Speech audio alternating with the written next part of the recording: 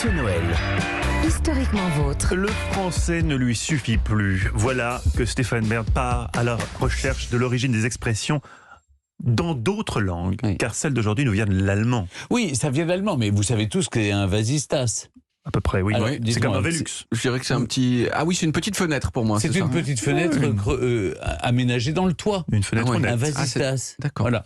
Eh bien, en arrivant en France par l'Est, vasistas fait effectivement partie des mots que l'on doit à l'allemand. Vous en connaissez d'autres, des mots que l'on doit à l'allemand? Bretzel, le Ouais. kitsch, Le un kitsch, ah oui. hamster, l'aspirine, le handball. Ah oui. On dit le football et le Et le handball, handball, tout à fait, parce que tout ça à vient fait. de l'allemand. Mmh. La nouille. La nouille. est allemande. En 1830 paraît un livre, Les Annales d'hygiène publique et de médecine légale. On peut y lire noir sur blanc ce précieux conseil. Ouvrez les vasistas pour fournir la quantité d'air nécessaire à l'assainissement de la salle d'autopsie. On n'y pense pas assez. Oui. Quoi qu'il en soit, c'est la première fois qu'on voit le mot écrit vasistas. À l'origine, donc, c'est une petite ouverture qui permet de ne pas ouvrir complètement une porte et de dire, si on est allemand, vasistas. Puis trahison, on a inventé le Judas.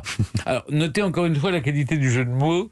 Trahison, Judas. Ah bon, c'est magnifique. Par la Stéphane. suite, on a désigné comme vasistas les ouvertures faites dans les toitures. Pas de chance pour le mot vasistas. Un autre mot, prononcé par Mathieu Noël, Mais oui, va bien sûr. progressivement le remplacer. Mais c'est une marque déposée depuis 1942, le Velux. V pour ventilation, lux pour lumière en latin. C'est un peu, vous voyez, comme si le frigidaire avait remplacé le réfrigérateur, vous voyez. Oui. C'est un peu Oui. le cas. Oui, c'est ça. Oui. Le frigidaire est une marque, on l'oublie. Mais oui. En allemand, aujourd'hui, on ne dit pas Vasistas, mais Oberlicht. Tout se perd. C'est ça qui est terrible. Oberlicht, c'est ça. Oberlicht, c'est le nom de cette petite Mais fenêtre. ça veut dire quelque chose en allemand? Oui, surlumière, la non surlumière. Ah d'accord, oui, voilà, bien mais il faut sûr. traduire parce que maintenant, Oui, personnellement, je connais Velux, pas. en fait, c'est ça. Ah oui. Dans la lumière qui vient d'en haut, Oberlicht. En espagnol, c'est tragaluz, ce qui veut dire littéralement qui Aval apporte, lumière. de la, Ah non, qui apporte traque, de la lumière.